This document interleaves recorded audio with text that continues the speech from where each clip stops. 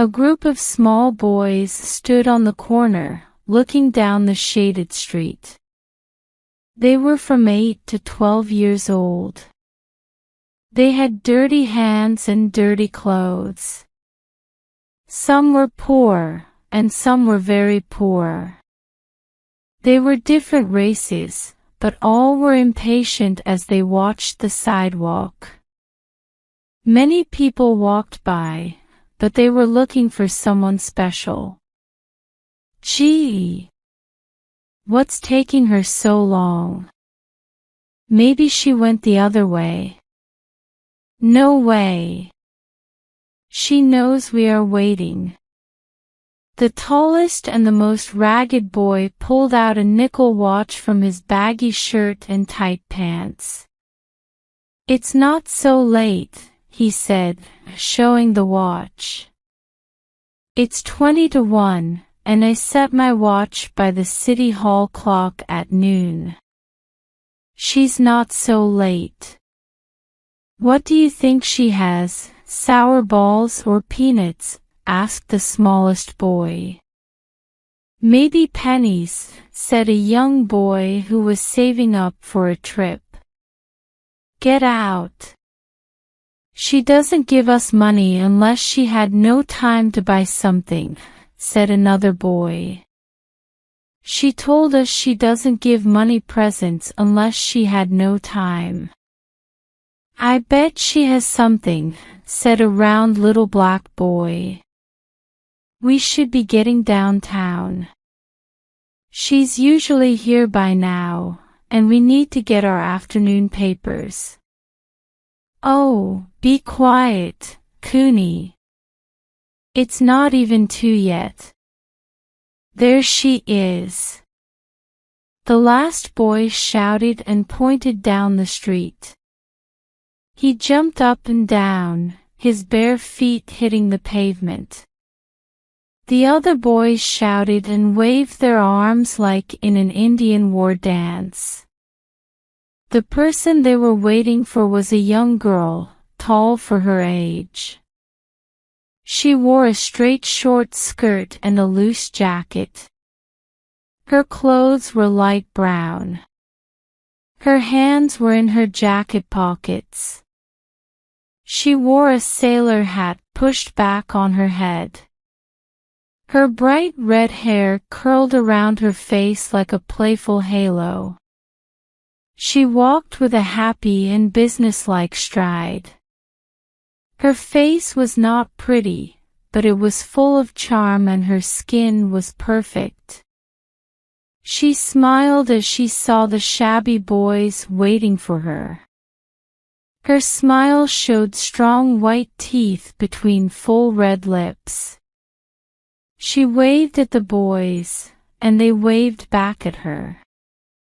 Gosh, her hair is so red, said one boy, amazed by her hair shining in the sun.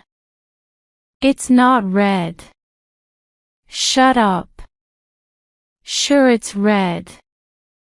What is it then? Asked another boy, teasing.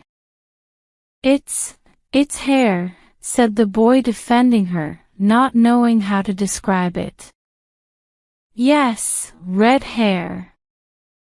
Very red hair, said the boy proudly, not to insult her, but to state a fact. Red hair yourself. Your mother has red hair. This was just a guess because they didn't know each other's families. She doesn't. It's black. The little Italian boy hit his opponent hard on the mouth, and they started to wrestle like two puppies. The girl started running towards the boys. Her red hair glowed brightly. But she didn't come like an angry angel. She was smiling and her eyes were laughing too.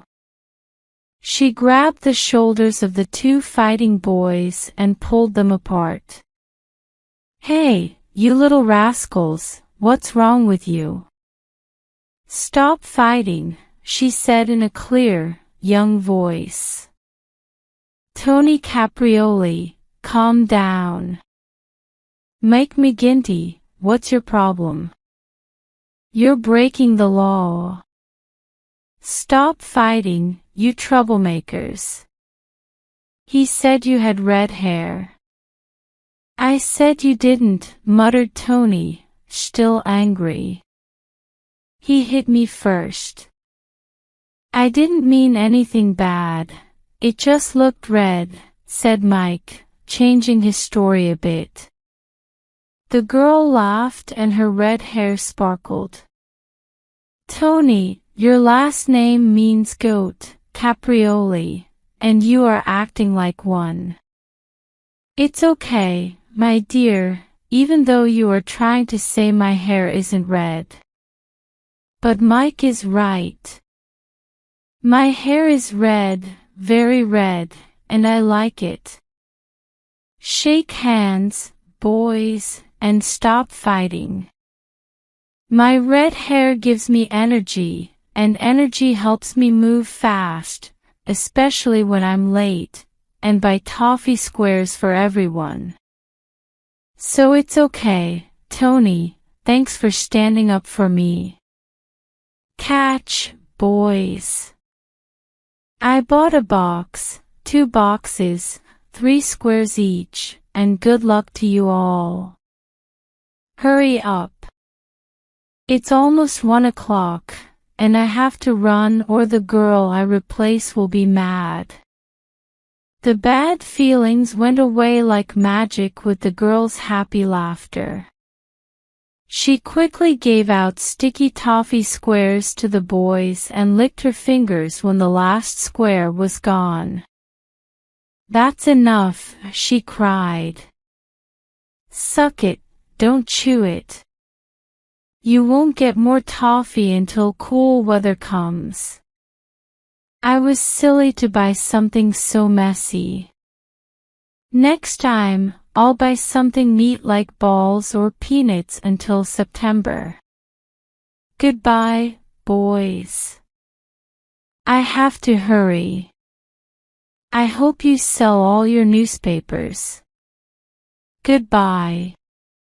She waved to the group of boys, and they waved back and shouted, goodbye, even though their mouths were full of toffee.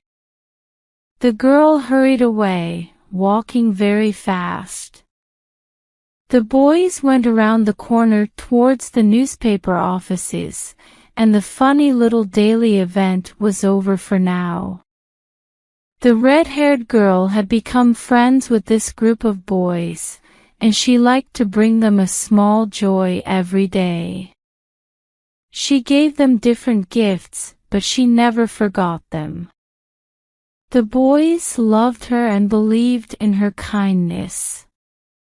She knew that her actions made them feel that people could be trustworthy and kind. Only the girl and the boys knew about this funny charity, as she called it. It only took a few minutes of her time and not much money. It was worth it, she told herself, to let her red hair brighten the boys' noon hour. The girl walked quickly into a tall building, her hands out of her pockets, her arms swinging to move faster. She wasn't out of breath but softly whistled silver threads among the gold. She thought about how different the song's words were from her bright red hair. She got out of the elevator and into the big room of the telephone exchange almost in one smooth move. Oh, Sis Adair. I was starting to wonder if you'd ever show up, exclaimed a small, fancy-looking young person sharply, as the girl with red hair arrived, taking off her hat and jacket quickly and hanging them up. She smiled at the small person she had replaced. Of course I'm here, Amelia. I always make it, whether it's for work or fun. I'm only 5 minutes late, anyway, said the newcomer, adjusting her ears. 5 minutes matters when you have to go home, eat, and get dressed. I have plans, you know, Miss Cicely, replied Amelia. Lucky you. I never have time for plans, can't even get a date, not ever, sighed Cicely with a sad shake of her head and a wink at the girl beside her. Sorry, Amelia. I'll come 5 minutes early tomorrow, so get another plan ready. And you might get there sooner if you start now that I'm here, instead of waiting to scold me. The other girls laughed, and Amelia walked off with a toss of her head. Everyone in the office knew that there was no use trying to outsmart Sis Adair.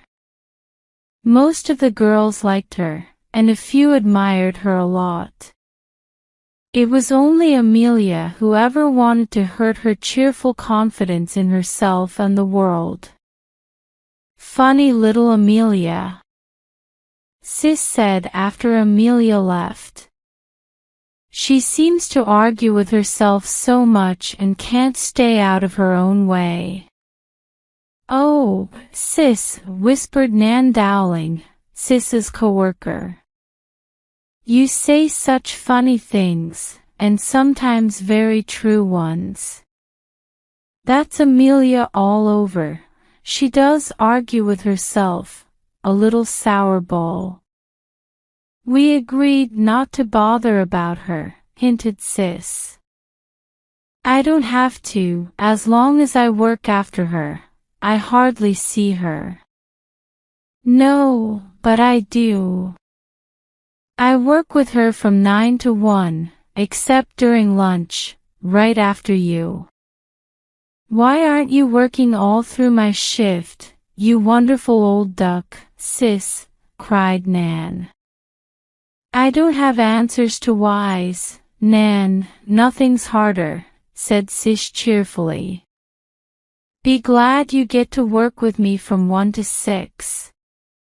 And that we don't get many calls on our phones until after 3, so we can chat. Amelia is really jealous of you, Sis, and you know why, said Nan. She'd love to cause trouble for you, if she could. If she could, she's welcome to try, said Sis calmly. Anyone who lets someone grab their head to lift it deserves what they get. Amelia can't hurt me as long as I do my work and mind my own business.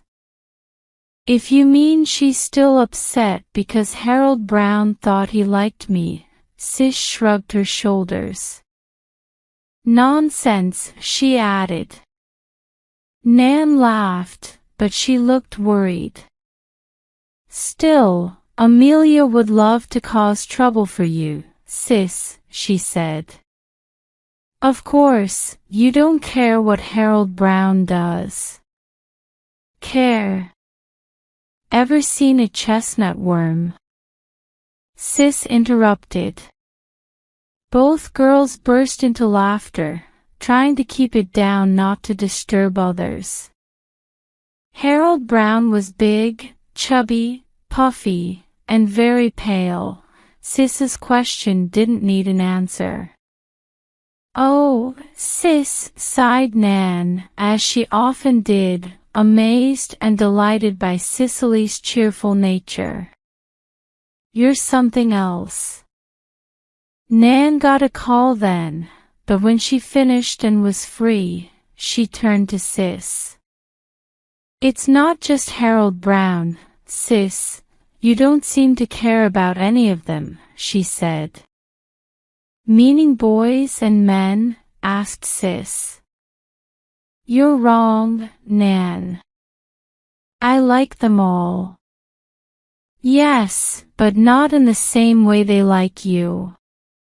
You're like a friendly boy, but you don't, and lots of them really like you. You make them feel crazy about you, Sis, with your playful but distant way, and your kind of attractive charm," said Nan. "Oh, come on," protested Sis. "You don't know much about charm, Nan. You got that from a book, admit it. The price of champagne and the fancy description in novels show that's just made up. Stick to facts, Nan." "Me, charming? I don't think so." After a few calls, Cicely turned to Nan again. "That was a coincidence, a funny coincidence," she said.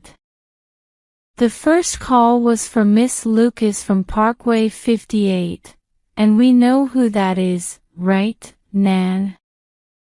"Of course, Miss Lucas," said Nan. "We always forget there are other Lucases, like her father, mother, sister, and a few boys, but it was for Miss Lucas. And it was her fiancé calling.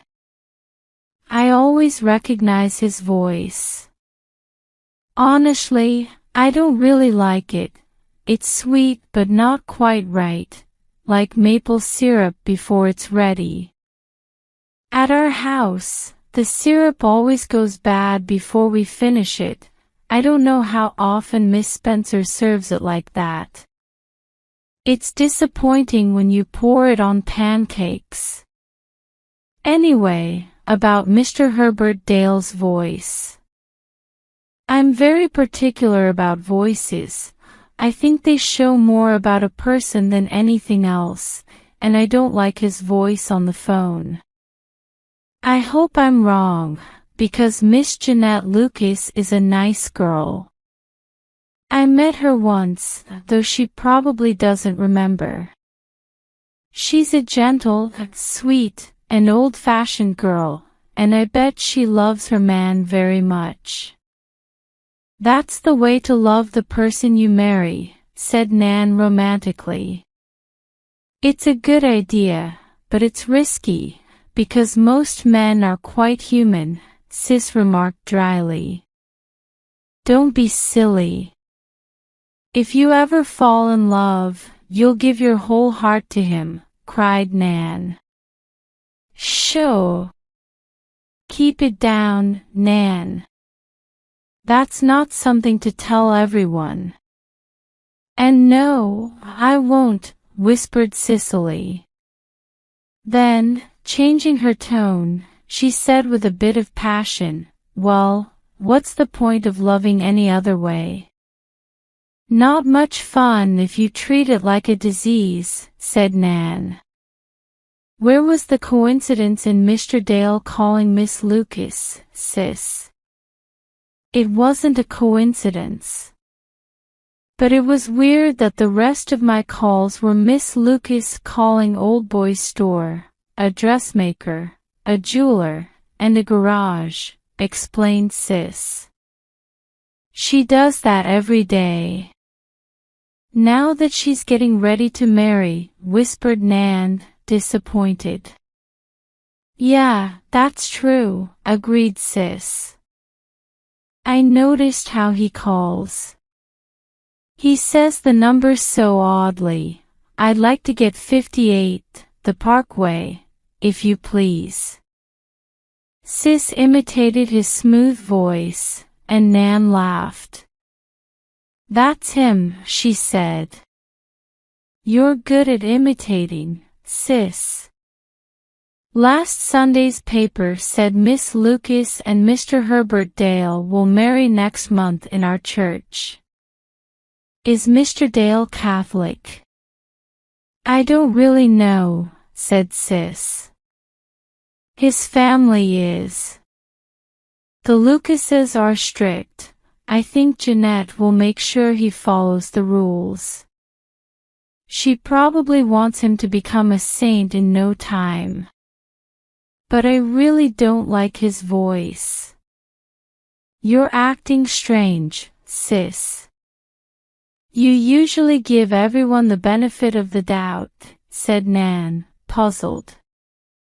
Then she whispered, Did you go to Mass yesterday, sis? Sis shook her head, looking uncomfortable. I didn't go. I wasn't at the usual 8 o'clock Mass either, she admitted. Oh, sis. Nan sounded hurt. You're usually so good. Why not go? You're Catholic, she sighed. I know, Nan, said sis, trying to laugh it off. I was just tired. I stayed out late, danced, and had a big dinner. I meant to go, but I was too tired to get up. Sis, oh, sis. You're such a good person.